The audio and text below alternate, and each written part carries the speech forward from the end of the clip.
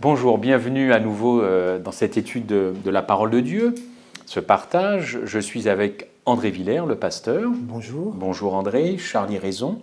Bonjour. Bonjour Charlie. Et puis donc avant de commencer cette leçon concernant les hommes riches et célèbres, ce que nous ne sommes pas, eh bien c'est le pasteur Charlie Raison qui va nous introduire dans la prière. Merci.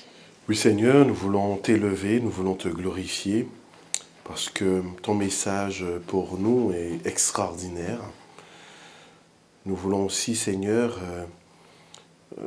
recevoir de toi toutes les richesses au travers de cette parole.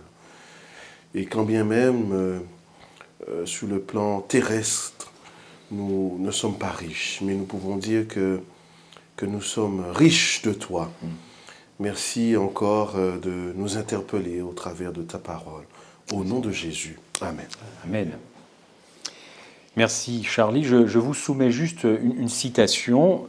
Les hommes, dit-on, dépensent de l'argent qu'ils n'ont pas pour des choses dont ils n'ont pas besoin afin d'impressionner des gens qu'ils n'aiment pas. C'est un raccourci peut-être qui veut dire beaucoup de choses. On aura l'occasion de voir cela. Alors, ce que j'ai envie de vous dire en introduction, c'est que nous avons tous, nous les humains, un avis sur la richesse, sur les richesses matérielles en général, et le rapport que nous pouvons avoir avec l'argent est évidemment différent dans la condition dans laquelle nous sommes. La Bible traite, la Bible n'élude pas le problème ou pas de la richesse, puisqu'elle en parle, elle ne se voile pas la face, et nous aurons l'occasion donc de voir un petit peu cela. Juste une question toute simple, hein. Vous allez me dire qu'elle amène une réponse aussi simple. Est-ce que Dieu condamne la richesse au sens la richesse matérielle? Non. André, non. Non. Expliquez-vous. Alors, On on a des exemples dans la Bible, comme Abraham, par exemple, qui était un homme riche. Dieu ne condamne pas la richesse. Ce qu'il condamne, c'est son utilisation. Je peux être riche et être avec Dieu. Le problème, c'est quand la richesse prend la place de Dieu. Mais est-ce qu'on peut être, Charlie, je vous donnerai la parole, est-ce qu'on peut effectivement être riche, très riche, et marcher avec Dieu? Est-ce que, oui. Bien sûr. Au jour d'aujourd'hui, j'entends. Oui, au jour d'aujourd'hui, il y avait un homme qui, j'ai plus son nom, Le Tourneau. Je ne sais pas si vous avez déjà entendu parler de ce monsieur. Hein, ce monsieur a fait un pacte avec Dieu quand il a créé son entreprise. Bon, je résume. Hein. Oui. Il a fait un pacte. Il avait pris conscience qu'il devait accorder à Dieu sur ses revenus 10%. Et il a dit au Seigneur, bien écoute-moi, je te prends comme associé avec moi et je te donne 90%. Et il a vécu comme ça, il est devenu très riche.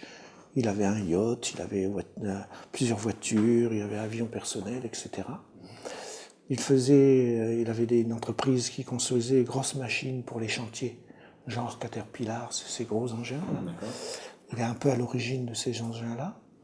Et il dit, dans un livre où il raconte son histoire, il dit parfois il avait des difficultés pour créer des pièces parce que c'était presque impossible. Et il en faisait des sujets de prière et il était inspiré pour faire la pièce. Donc je pense que c'est possible. Mais cet homme-là a tenu parole auprès de Dieu, il est resté fidèle, il a eu des richesses, mais ces richesses, il ne les a pas gardées égoïstement pour lui, il partageait, il faisait beaucoup de bien autour de lui. Dans ses entreprises, il avait fait un peu un système de sécurité sociale. C'est aux États-Unis, hein, faut comprendre, hein, dans le contexte. Il a fait un certain nombre de choses. Et je me souviens, quand j'avais lu ce livre, il disait qu'il n'avait jamais eu de problème avec ses employés et qu'il n'avait jamais eu de grève dans ses entreprises. Parce qu'il était à l'écoute. D'accord. Et il savait donner. Charlie, la richesse, Dieu, dans tout ça. On ne peut pas dire que Dieu condamne la richesse. C'est très difficile de le dire. Alors c'est vrai que lorsque l'on lit, par exemple, Marc chapitre 10e, verset 25, oui, voilà, c'est un... Oui. Il est plus facile à un chameau de passer par le trou d'une aiguille qu'à un riche d'entrer dans le royaume de Dieu. Alors il est sûr que lorsqu'on lit un texte pareil, on se dit que Dieu condamne la richesse. Non, mais ici, nous voyons très bien que le problème a été élucidé. Il s'agit d'entrer dans un royaume. Le royaume de Dieu qui est plus grand que toutes les richesses humaines. Donc, celui qui va s'attacher à sa richesse terrestre et qui ne considère pas que le royaume est bien plus grand, alors il est clair que Dieu, eh bien, le Christ lui-même dira, c'est difficile. Il y a ce verset qui suit un petit peu ce que vous dites. Il se trouve donc dans 1 Timothée 6,10, « Car l'amour de l'argent est la racine de tous les maux. » Ça rejoint peut-être ce que vous disiez.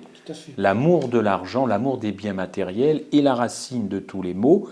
Et quelques-uns, pour s'y être adonnés, se sont égarés loin de la foi et se sont infligés à eux-mêmes bien des tourments.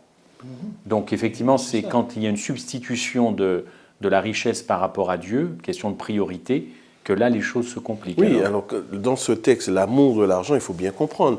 C'est-à-dire lorsque l'argent devient comme Dieu, une adoration. La recherche. La recherche. La recherche avant tout de l'argent. De l'argent, il n'y a que ça qui compte. C'est la priorité de la vie de l'être humain. Et donc, comme ça devient la priorité, on est prêt à écraser les autres, on est prêt à faire des choses parfois horribles pour l'argent. Et malheureusement, dans le monde dans lequel on vit, il y a suffisamment d'exemples. Oui. C'est ça. Pour le texte de Marc, il ne faut pas oublier que le contexte, c'est le jeune homme riche qui vient voir et qui dit qu'est-ce que je dois faire pour hériter la vie éternelle. On en parlera justement, puisque c'est dans la leçon. Vous disiez que à l'époque de Jésus, ceux qui possédaient des biens matériels, on les considérait effectivement comme bénis, et puis alors en revanche, ceux qui n'avaient pas grand-chose, plutôt comme maudits. Est-ce que vous diriez, André, que aujourd'hui, la perception que nous avons au jour d'aujourd'hui n'a pas tellement changé? Peut-être pour certains, oui, parce que on considère que ils sont une bénédiction parce qu'ils sont riches et nous on trime. Ça dépend comment on regarde. Ça dépend comment on le regarde, parce que comme vous avez fait référence tout à l'heure à un texte, si la richesse nous emmène loin de Dieu, c'est pas une bénédiction, hein, c'est plutôt une malédiction. Si j'ai pas de richesse, mais que je suis avec Dieu, ben je suis béni. Et c'est cela qui est important. Si Dieu veut me bénir en me donnant la richesse, il peut aussi. Il peut faire que ma condition humaine pauvre passe à celle de riche, mais je me dois d'être toujours fidèle à Dieu. C'est la relation de fidélité avec Dieu qui fait que la richesse sera bonne ou pas bonne. On parlait de celui qui aime la richesse, il aime la richesse, c'est-à-dire que pour lui, c'est plus important que le reste. Charlie, un commentaire sur la richesse dans l'Église. Elle existe, il y a peut-être des frères et des sœurs, quelle perception on peut avoir? Nous avons beaucoup d'exemples, et parfois cette richesse s'accompagne d'une certaine catégorie socio-professionnelle également.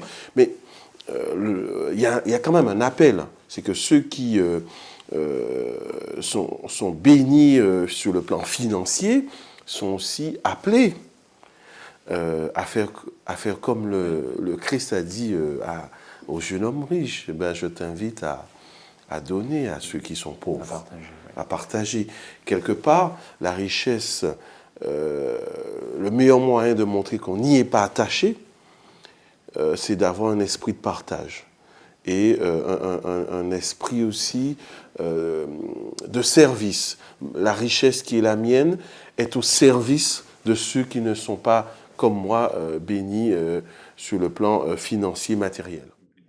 C'est important de bien comprendre cet aspect-là. Il y a des membres, c'est vrai, qui sont bénis dans ce sens-là, qui ont des richesses, mais je peux dire, moi, personnellement, que j'en ai rencontré plusieurs, et que ces plusieurs étaient engagés dans l'œuvre du Seigneur.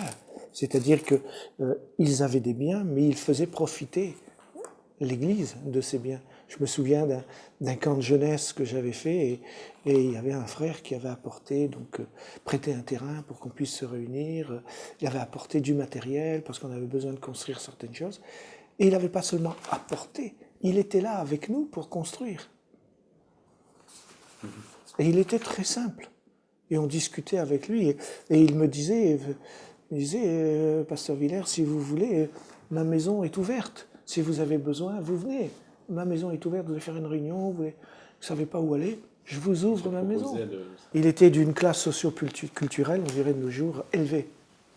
C'était quelqu'un qui avait une grosse entreprise, etc., qui avait des moyens. Mais il était humble. Et c'était très agréable d'être avec lui. On a des exemples dans la Bible où la richesse est mal vue. On a deux exemples tout simples. Zachée, péagé, honni par ses contemporains, puisqu'il s'agissait effectivement de percevoir... C'est un collaborateur de l'ennemi. Hein. Oui, alors justement, pour ça aussi, il était honni parce qu'il devait reverser une certaine somme, effectivement, je crois, aux Romains. Donc il n'était pas aimé, il n'était aimé de personne d'ailleurs. Mais Matthieu aussi, qui avait une fonction militaire, on le considérait aussi au service à la solde des Romains. Donc on peut penser que Matthieu n'était pas un pauvre parmi les pauvres. Militaire, on peut penser qu'il avait une solde à l'époque. Deux personnes qui vont se retrouver dans l'entourage de Jésus à des temps différents, à des moments différents, mais pas aimés. Pas aimés pour leur statut, pas aimés peut-être pour l'argent que ce statut dégageait, peut-être beaucoup plus pour Zachée. Est-ce que la perception au jour d'aujourd'hui vis-à-vis de la richesse a un petit peu changé? Est-ce que nous ne sommes pas aussi ou envieux ou méfiants par rapport à la richesse d'aujourd'hui? C'est vrai que souvent, on considère les riches, on dit oh, ben, s'ils sont arrivés à ce niveau-là, c'est qu'ils ont su magouiller. C'est souvent ce qui ressort. Il n'y a pas une suspicion. Il y a une suspicion, oui. Maintenant, ça ne veut pas dire que tous ceux qui sont riches sont des magouilleurs, parce qu'il y a des gens très honnêtes parmi les riches. D'accord. Peut-être pas tous. Peut-être pas tous. Hein, on voit les scandales qui tombent aux infos régulièrement. On voit bien qu'il y a des gens qui manipulent des sommes énormes parfois, par rapport à moi, hein, et qui sont malheureusement malhonnêtes. Mais il y en a aussi plein dont on ne parle jamais parce qu'ils sont honnêtes. Oui, malheureusement, on aura tendance à retenir les exemples malheureux. Il est clair que la question de la richesse au XXIe siècle pose quand même question par rapport aux faits religieux. Parce que nous pouvons remarquer que mondialement, ceux qui le plus souvent acceptent le message chrétien, l'évangile, sont quand même largement représentés au travers des pays dits émergents. Et les pays sécularisés, malheureusement, n'attachent pas une importance à l'évangile. Oui, parce que c'est le rapport à l'argent qui fait que. Oui. C'est le rapport à on préfère... on est dans le cas du jeune homme riche qui il voulait bien suivre Jésus, mais il tenait trop à sa richesse. C'est ce que Jésus veut lui faire comprendre, qu'il est trop attaché à sa richesse. S'il est capable d'abandonner sa richesse, il peut suivre Christ. Je ne pense pas que Jésus l'aurait dit abandonne. S'il avait dit ok, j'y vais, Jésus a dit bon, on va agir avec sagesse. Hein? Mais il fallait que cet homme ait cette capacité à dire ma richesse est moins importante que mon salut. Seulement, il est parti tout triste parce qu'il avait de grands biens. Et c'est le problème, c'est pour ça que Jésus dit qu'on ne peut pas passer par le trou de l'aiguille. Oui. Parce qu'on a trop de choses qui nous encombrent et quand on veut rentrer à la porte, ben, si on ne veut pas les lâcher, on ne passe pas. D'accord. C'est surtout aussi parce que la question de la richesse pose la question qui est mon Dieu? L'argent? Il y a un beau verset d'ailleurs là-dessus, on ne peut pas servir deux maîtres. Mammon Eh oui. D'accord. Alors pendant qu'on y est, on voit bien quand même qu'il y a un problème avec la richesse, même si encore une fois, la Bible montre des exemples de gens bien, mais regardez Marc 4, parabole du semeur que vous connaissez, Marc 4, 18 à 19.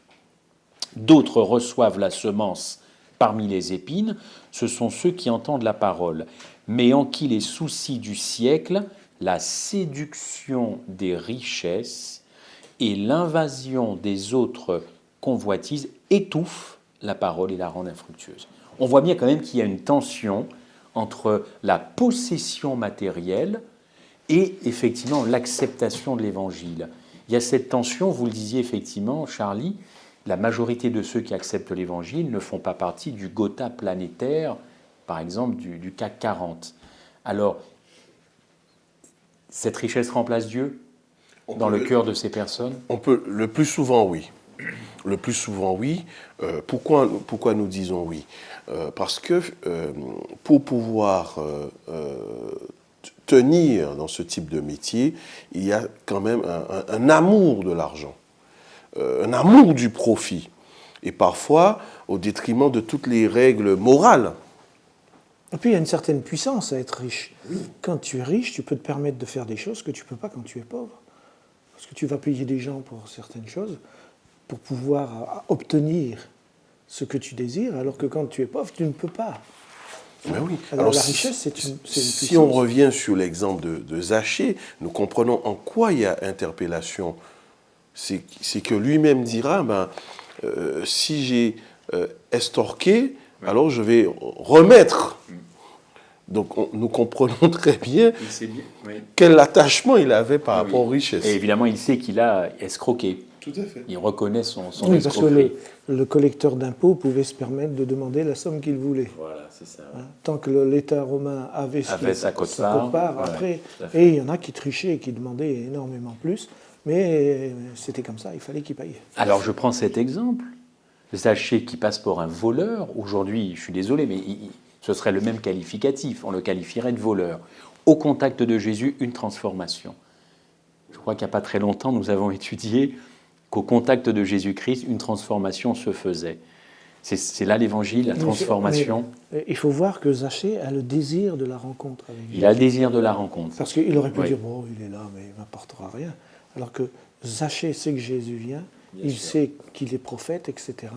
Et il se dit, il faut que je le rencontre, parce que dans sa vie, ça ne va pas. Oui, mais c'est son cœur qui a craqué. Je peux désirer une rencontre, mais conserver mon cœur. Oui, Là, son cœur n'a- mais pourquoi? Parce qu'en fait, le Christ n'a pas de haine pour ceux qui sont riches. Et lorsque Zachée désire cette rencontre, c'est aussi parce qu'il sait que le Christ réhabilite. Et se sent réhabilité par le Christ, donc il répond. Et je dirais qu'il n'y a pas chez le Christ l'envie, la haine pour ceux qui sont riches, bien au contraire. Eux aussi, ils ont besoin de cette bonne justement, nouvelle. Jésus dit bien, hein, dans Zachée, l'histoire de Zachée, à un moment, à la fin, il dit, le salut est rentré dans cette maison. C'était son objectif. Oui. Il voulait rencontrer Zachée et Zachée a accepté la rencontre pour son salut. Jésus, quand il veut rencontrer quelqu'un, ce n'est pas simplement pour discuter, hein, c'est pour le sauver. Oui, absolument. Tout à fait. Il est question d'une autre rencontre, parce que Christ, effectivement, a fait beaucoup de rencontres, je ne vous l'apprends pas, c'est celle de Nicodème. Alors, vous avez sûrement peut-être beaucoup prêché sur cette rencontre. J'ai entendu beaucoup, effectivement, de textes, de méditations, et c'est vrai que quand même, c'est un moment fort, en tout cas, surtout pour Nicodème. Alors, outre le fait que cette rencontre s'est passée la nuit, avec tout ce que ça veut dire, eh bien, on a quand même là donc un intellectuel, encore une fois, riche, probablement, même plutôt très riche. Alors, là, on a l'exemple d'une rencontre dont le cœur ne s'est pas brisé tout de suite. Est-ce que l'on peut dire ça? Oui. Le cœur ne s'est Mais pas brisé tout de suite. il est touché par Jésus parce qu'il dit, nous savons très bien que personne ne peut faire ce que tu fais si Dieu n'est avec lui. D'accord. Donc, il est interpellé, il voit ce que Jésus fait, et ça le touche. Le texte, on va le prendre. Hein. Oui. C'est Jean 3. Jean 3. Allez-y, Charles. Alors, excusez-moi. par rapport à cela, nous voyons son désir. Comment un homme peut-il naître quand il est vieux? Oui. Je suppose que Nicodème s'est déjà posé la question. Parce qu'il a remarqué que ceux qui sont au contact du Christ sont transformés, changés. Et il a envie de savoir. Donc, quelque part, rencontrer le Christ pour lui, c'est aussi avoir des réponses quant à la capacité que le Christ a de transformer les vies et de pouvoir s'adresser à des hommes et des femmes de tout milieu. Alors, son cœur ne s'est pas forcément brisé tout de suite, mais... Mais Jésus lui donne des pistes de réflexion Oui. dans cet entretien, notamment quand il parle du serpent qui a été élevé, hein, et qui dit que le Fils de l'homme doit être élevé. Et quand Nicodème a vu Jésus crucifié, ça a dû faire tilt. Hein, il a dû faire la relation de cause à effet. Il a peut-être compris là ce que ça voulait dire. Alors, est-ce que justement on ne peut pas dire que chez Nicodème, l'évangile était intellectuel et que ce n'est qu'après que c'est descendu dans le cœur? Est-ce qu'on peut dire Je crois ça? qu'il y avait du cœur quand même. Il y avait quelque chose avant? Moi, je pense que Nicodème était un homme de cœur, mais il était influencé aussi par toute sa culture, cette connaissance qu'il avait, cette manière d'interpréter les textes. Et il était interpellé par ce que Jésus faisait. C'est pour ça qu'il vient le voir. Parce qu'il est interpellé, il veut savoir plus. Et Jésus va directement dans le sujet. Il parle du salut. Oui. Il dit, tu veux être sauvé, il faut que tu naisses de nouveau. C'est-à-dire, il faut qu'il y ait une transformation dans ta vie. Et c'est quand Nicodème l'aura compris, alors c'est vrai qu'il ne le comprend pas tout de suite, mais quand il l'aura compris, il va devenir un disciple. On en revient à Jésus-Christ. Alors, on sait très bien que Jésus fréquentait tout type de personnes. Jésus n'a fait abstraction de personne. Et nous apprenons aussi que ce sont les riches qui étaient le plus durs avec lui. Nous le disions, il était critiqué parce qu'il fréquentait les plus humbles. Est-ce que la richesse, le statut social de l'époque explique que de la part de ces gens-là, les pharisiens, on ne va pas se le cacher, critiquaient Jésus-Christ? Oui, pour moi, il le critique parce que ce qu'est en train d'enseigner Jésus va à l'encontre de ce qu'ils enseignent et qu'ils pensent. Parce qu'eux, ils faisaient croire que parce qu'ils étaient riches, ils étaient bénis, donc sauvés par Dieu. Oui. Et Jésus vient dire, c'est pas parce qu'on est riche qu'on est sauvé. Ça remet en cause quand même fondamentalement pas mal de choses. Tout à fait. Ce texte est dans Matthieu 9, versets 10, 13. Comme Jésus était à table dans la maison, voici beaucoup de publicains et de gens de mauvaise vie, on en parlait tout de suite, vinrent se mettre à table. Les pharisiens virent cela et ils dirent à ses disciples, « Pourquoi votre maître mange-t-il avec les publicains et les gens de mauvaise vie ?» Ce que Jésus ayant entendu, il dit, « Ce ne sont pas ceux qui se portent bien qui ont besoin de médecins, mais les malades. Et je prends plaisir à la miséricorde et non au sacrifice. Je ne suis pas venu appeler les justes, mais les pécheurs. » Belle réplique, pédagogue du Christ, qu'en pensez-vous? Mais c'est une réplique, entre guillemets, presque assassine. Pourquoi? Parce que lorsqu'il dit qu'il n'est pas venu appeler des justes, c'est parce que les pharisiens se considèrent justes. Voilà. Et qu'il est venu pour sauver les pécheurs. Et oui. Donc, en clair, puisque vous estimez que vous n'avez pas besoin, de toute façon, ça ne change rien pour vous, puisque je ne suis pas venu pour vous appeler vous, mais je suis venu pour appeler des pécheurs. Donc, est-ce que vous vous reconnaissez comme pécheur? Tout à fait. Et pourtant, vous le disiez, Charlie, au jour d'aujourd'hui, en tant que chrétiens adventistes, nous sommes amenés, autant que faire se peut, à aller aussi vers les plus puissants, vers les riches. Oui, parce qu'ils ont droit au salut comme les autres. Parce qu'ils ont le droit, Christ est mort aussi pour eux sur la croix. Donc, il ne faut pas ni les négliger, j'imagine, et au contraire avoir beaucoup peut-être de patience, de compassion. Je ne sais pas si, dans vos ministères respectifs, vous avez été amenés à rencontrer peut-être une ou deux fois des gens vraiment riches, quoi. Je ne sais pas. Est-ce que vous avez des témoignages? Mais ici, déjà, dans le texte, comme le disait mon collègue, Charlie, c'est vrai que c'est une phrase assassine, parce que quelque part, il est en train de leur dire, bien, moi, je suis venu sauver les pécheurs, mais si vous ne voulez pas de moi, vous ne serez pas sauvés. Tout en prétendant être juste, c'est ça que ça sous-entend. Donc, il faut que ces riches comprennent qu'ils ont besoin d'être sauvés. C'est pas parce qu'ils sont riches qu'ils sont justes. Tout à fait. Donc, il les interpelle. Il les interpelle. Et on sait que il y aura des pharisiens qui vont se convertir. Parce que quand on prend le livre des Actes, on voit après qu'il y a pas mal de pharisiens qui se sont convertis. Donc, il y a des gens qui vont accepter Jésus. Pas tous. C'est vrai. Pas tous. Mais ça, tous les hommes, malheureusement, n'acceptent pas le salut que Jésus offre. Alors, ces démarches que l'on peut faire vis-à-vis de ces classes sociales élevées, est-ce qu'il faut être simple, mettre à leur portée, je ne sais pas, enfin, est-ce qu'il faut... Je suis allé faire un jour, un grand avocat du barreau de Paris m'appelle. J'étais pasteur à Paris à l'époque. Il m'appelle et il me dit, monsieur le pasteur, j'ai besoin de vous rencontrer. Bon, je prends rendez-vous avec lui, et puis je vais le voir, et j'arrive dans un immeuble, là, waouh, impressionnant, le luxe qu'il y avait dans dans ce cabinet d'avocats, il y avait des tas de secrétaires, une première secrétaire, etc., puis d'autres avocats. Et lui, il était un peu le chef là-dedans. Et voilà, je me présente à l'accueil, et puis je dis, voilà, monsieur l'avocat un tel, maître un tel, m'a demandé de venir le voir. Ah oui, oui, il vous attend. Et elle m'emmène dans un bureau, belle pièce, etc. Et on a fait. Et cet avocat voulait étudier la Bible, il voulait la comprendre. Et on a étudié la Bible, et il s'est converti, il a été baptisé. Ah, d'accord. Ça a pris du temps. On est devenus amis à force de se rencontrer le soir très tard, parce que lui pouvait me prendre très tard. On est devenus amis, après on se tutoyait et tout ça. Bon, ça c'est ce qui arrive souvent quand on enseigne les gens.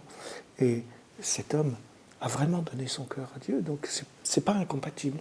On peut penser... Mais c'est lui qui était demandeur. Hein. Oui, tout à fait. On peut penser que peut-être les plus aisés, enfin ceux qui n'ont pas de soucis, connaissent aussi une solitude du cœur et, comme dans votre cas, sentent quand même qu'il y a un vide, même s'il y a beaucoup d'argent, de biens, il y a quand même un vide. Est-ce que vous en pensez? Il y a un auteur qui, après la Seconde Guerre mondiale, écrivait, donc c'est Viktor Frankl, qui disait qu'il y a en chacun de nous le Dieu inconscient.